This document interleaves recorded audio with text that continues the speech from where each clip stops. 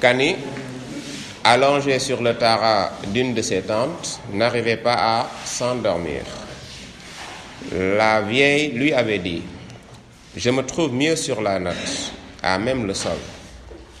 Je sais qu'à la ville, vous n'aimez pas cela. Je t'ai donc aménagé le tara, tu y seras bien ainsi. D'ailleurs, pourquoi fuir le sol? N'est-il pas le lieu qui nous attend tous? » La vieille avait ri, montrant ses gencives garnies de quelques dents. Une foule de pensées se pressait dans l'esprit de Kani. Si Birama avait été à ses côtés, elle aurait parlé de beaucoup de choses. Mais le père Djigui avait dit: « Birama, tu resteras du côté des hommes. » Et Kani se trouva seul au milieu de ses tantes et cousines. Kani se tournait sans cesse et soupirait quelquefois. Elle voyait le village, ses petites cases couvertes de chaume, ses greniers aux toits coniques. Elle pensait à l'odeur de karité que dégageaient la plupart des habitations. Elle voyait les fétiches, étranges statuettes, masques aux 1000 tatouages sur les petits murs d'argile, les cours où déambulent moutons et chèvres, tandis que la volaille s'affaire au pied des greniers. Elle pensait aux femmes, aux éclats de rire fusant autour des puits, aux pagnes de cotonnade et aux histoires qui se racontent au cours de la journée, histoires des semailles, de grandes pêches, de battues ou de feux de brousse. Quelle vie, soupira Kani. Les vieux assis sous le grand arbre au tronc orné de cornes de buffle et d'amulettes. Singulier arbre. Est-ce vrai que, le soir venu, il se change en vieille femme et, à travers le village, vient choisir ceux qui doivent mourir? Kani eut un frisson. Les chiens de Père Djigui se mirent à aboyer. Qu'y a-t-il? Car les chiens n'aboient jamais sans cause. Il y a toujours quelque chose quand un chien aboie, un animal, un monstre, un étranger ou un des grands êtres invisibles pour les humains. Serait-ce le grand arbre? Kani ferma les yeux. Des éclats de rire s'élevèrent dans la rue.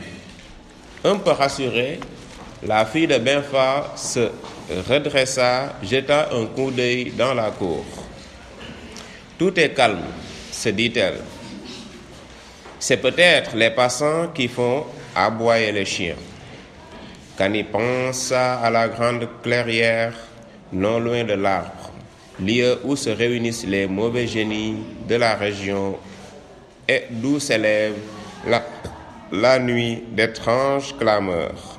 Fatales clameurs, car qui les entend à ces jours comptés?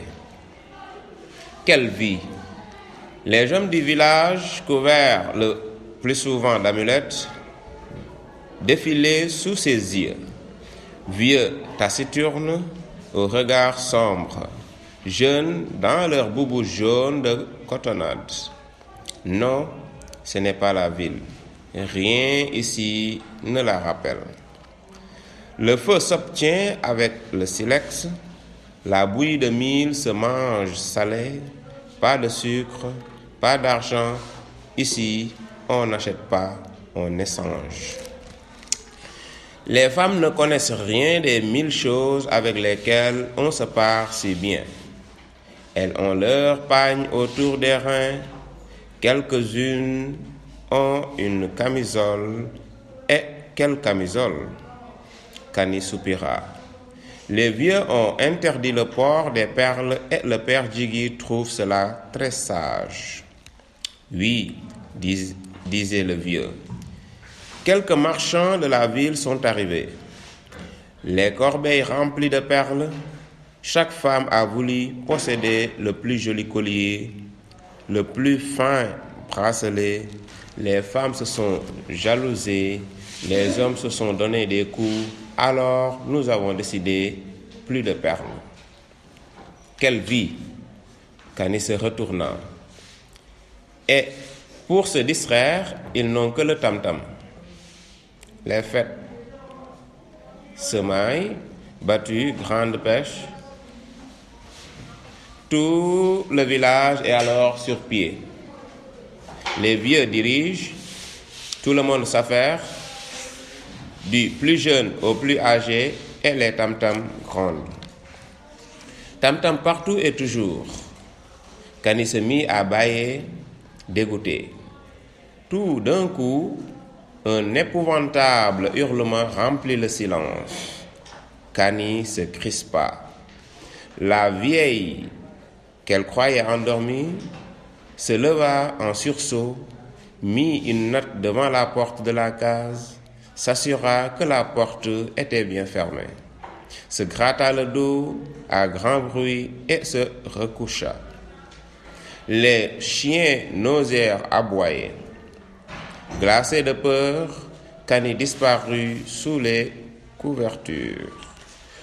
Le hurlement se leva de nouveau. Puis une voix d'une puissance extraordinaire tonna. Totem des morts, linceul des vivants, je frappe l'insolent, je frappe sans trace. Mais où je frappe s'installe la mort. Kani tremblait de tous ses membres. La voix reprit. Sortez, l'heure arrive. Kani comprit ce qui se passait. Les sociétés secrètes, contrairement à ce qui se disait en ville, n'étaient pas mortes. Elle se blottit sous les couvertures et ferma les yeux, car elle savait que la mort était là devant elle. Les trompes sonnèrent, graves, et firent place peu à peu à de lugubres tam-tams. C'est la danse de la mort, se dit Kani. Mon Dieu, protégez-nous, mon frère et moi.